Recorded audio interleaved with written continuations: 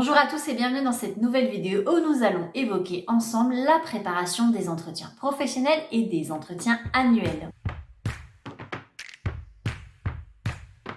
Qu'il s'agisse de l'entretien professionnel ou de l'entretien annuel, il est indispensable de les préparer en amont, cela vous rassurera et en même temps cela vous permettra d'évoquer les éléments que vous souhaitez lors de ces entretiens. L'entretien professionnel est un temps d'échange avec votre manager autour de vos compétences, des formations que vous avez réalisées et que vous souhaitez réaliser et de vos souhaits d'évolution. Pour le préparer, il est essentiel de prendre en compte quelles sont les formations que vous avez effectuées l'année passée et quelles sont les compétences que vous avez pu développer, quelles sont les formations que vous souhaitez mettre en place pour l'année à venir, qu'elles soient d'ordre professionnel ou qu'elles soient d'ordre personnel.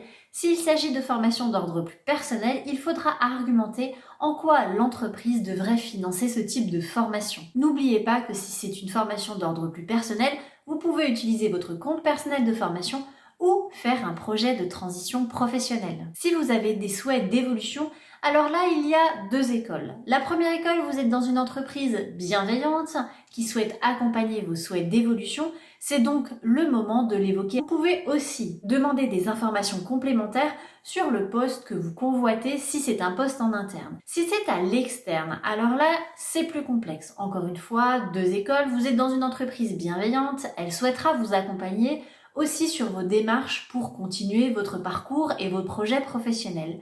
Si vous êtes dans une entreprise bien moins bienveillante, il faudra alors faire attention à ce que vous souhaitez évoquer. J'ai malheureusement déjà pu constater certains collaborateurs qui étaient mis au placard parce qu'ils avaient évoqué leurs souhaits d'évolution professionnelle qui ne pouvaient être effectués en interne. Alors attention aux éléments que vous allez évoquer et mesurez si vous êtes dans une entreprise bienveillante ou un peu moins bienveillante. Donc pour l'entretien professionnel, faites le point sur les formations que vous avez effectuées, les compétences que vous avez pu développer, sur les formations que vous souhaitez faire en lien donc avec des compétences que vous souhaitez développer et sur vos souhaits d'évolution ou non pour l'année à venir. Si vous n'avez un entretien que tous les 2 ans pour vos entretiens professionnels, n'hésitez pas à évoquer aussi une perspective sur le plus long terme. L'entretien annuel est quant à lui un temps d'échange avec votre manager sur les objectifs qui vous ont été fixés l'année passée, afin de déterminer si ces objectifs ont été remplis ou non. C'est d'ailleurs pour cette raison que certaines entreprises appellent cet entretien un entretien sur objectif. C'est donc le moment de vous plonger dans votre entretien de l'année passée et d'identifier quels ont été les objectifs qui vous avaient été fixés et si vous avez rempli ces objectifs ou non. Si vous avez rempli vos objectifs, qu'est-ce que vous attendez aujourd'hui? De nouveaux objectifs, a priori, vous allez en avoir. C'est même la trame de l'entretien annuel. Une augmentation, une évolution professionnelle, il faudra y réfléchir en amont de l'entretien pour ne pas être pris au dépourvu lors de l'entretien. Si vous n'avez pas rempli vos objectifs, il faudra donc que vous fassiez le point sur les raisons qui vous ont amené à échouer sur certains de vos objectifs. N'hésitez pas à proposer un plan d'action à votre manager afin que vous puissiez remplir ces objectifs et vous fixer de nouveaux objectifs pour l'année à venir. Cela peut être des formations complémentaires,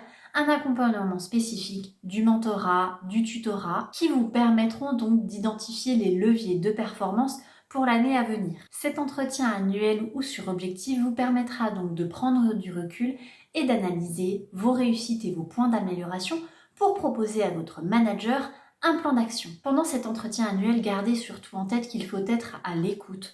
On peut avoir le sentiment d'être jugé, encore une fois on parle de nos objectifs et s'ils ont été remplis ou non, donc il peut y avoir un sentiment de jugement.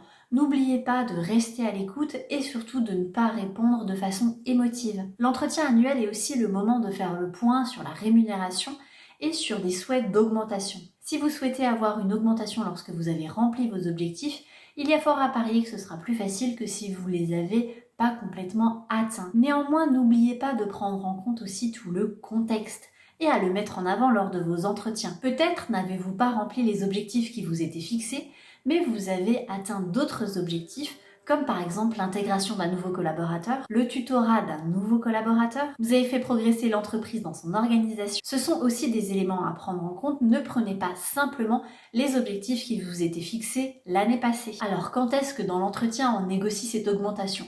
Alors il n'y a pas vraiment de règle, même si on a plutôt tendance à attendre la fin de l'entretien pour évoquer son augmentation.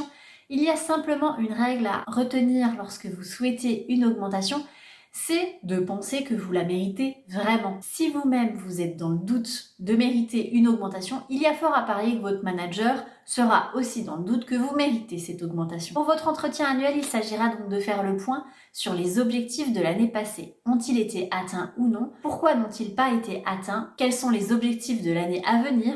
Et le plan d'action à mettre en œuvre pour atteindre ces objectifs. Ces entretiens, qu'ils soient donc professionnels ou annuels, sont donc le moment de faire le bilan de l'année passée, mais surtout de mettre en place un plan d'action pour l'année à venir, que ce soit en termes de compétences formation ou que ce soit en termes d'objectifs. Point complémentaire, lorsque vous êtes à la fin des entretiens, bien souvent il est nécessaire donc de les signer.